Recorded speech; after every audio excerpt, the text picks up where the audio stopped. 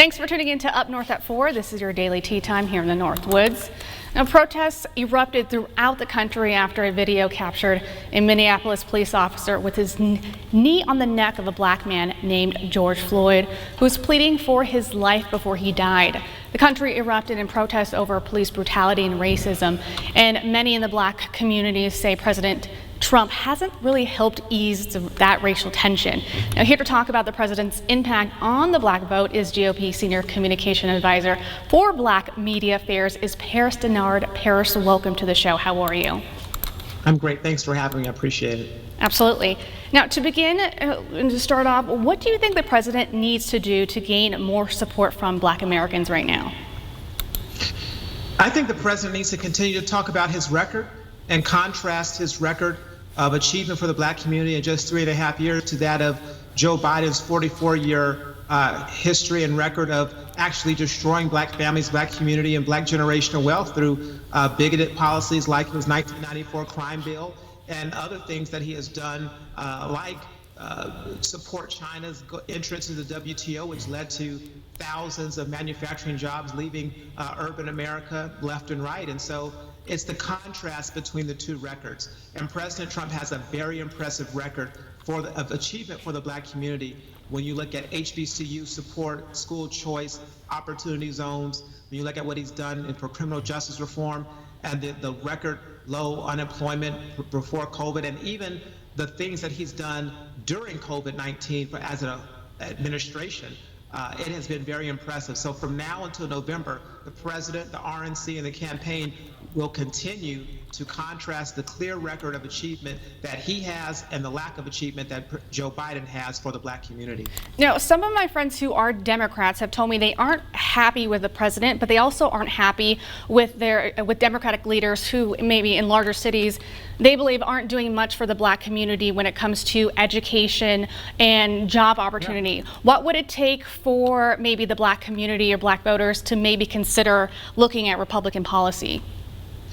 Look, I think that the record is clear in terms of generations of failed leadership on the local level by Democrat politicians in many urban cities across this country.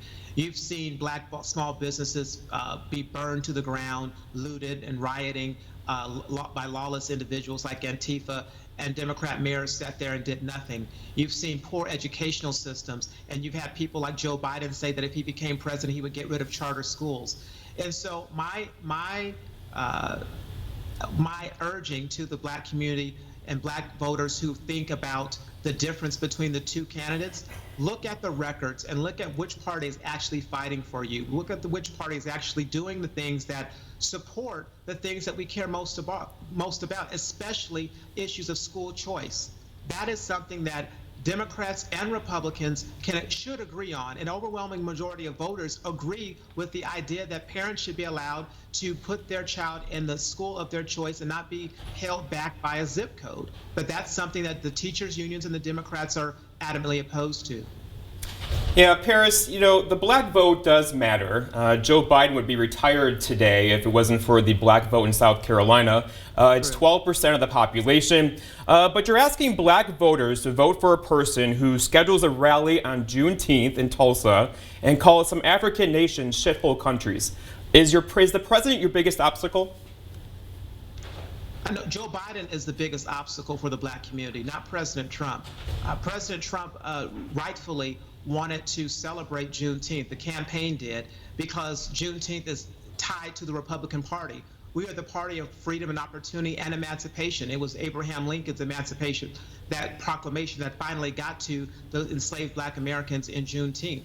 We went to Tulsa, Oklahoma because we wanted to highlight the promise and the prosperity that Black Wall Street had in that town. And when you saw 99 years almost to the date that black cities across and black small businesses across the U.S. were being burned to the ground like that Black Wall Street was in Tulsa, Oklahoma, it was a great opportunity for us to go and show solidarity with the people, because that's exactly what President Trump has been trying to do for black small business across the nation through his policies, which is to have them prosper, which is to have them be successful without overt and federal regulations that make it very burdensome. So no, President Trump's record is very clear. He's not an obstacle. He's the opportunity. He is the champion for the black community on all of the issues that we want to talk about and that we should be talking about. And we will be on the offensive and contrasting Donald Trump's record to that of Joe Biden's any day, any place, any time, any debate stage. Yeah, and in 2016, the black voter turnout declined for the first time in 20 years. How are you going to turn that around? Well, if you go back to 2016, everyone, every pundit, every politician, every so-called polling expert said that Donald Trump was going to get 0% of the black vote. He ended up getting 8% of the black vote, which was better than Senator Romney and Senator McCain when they were our Republican nominees. President Trump ran on a promise saying that he was going to fight for the black community, but he had no record of actually an agenda of actually showing that he could do it based upon his years of public service, because that was the first time he ran for office. But in 2020, things are a lot different.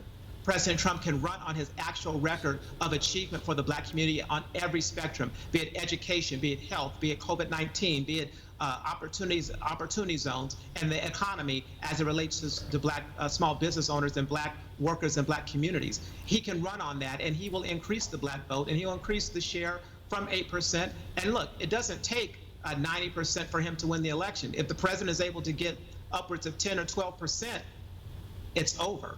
And Joe Biden knows that. That's why they're scared. And that's why Joe Biden has been engaging in things that I think are voter suppression by saying you ain't black if you decide to vote against Joe Biden.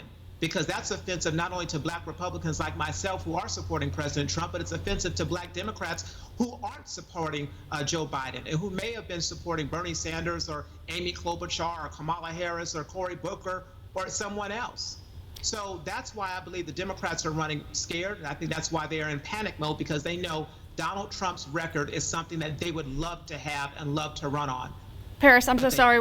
We are out of time. I'm going to have to cut you off. Thank you so much for your time. We're going to take a quick break. When we return, President Trump will make his rounds in Wisconsin starting tomorrow in Marinette. We'll have those details.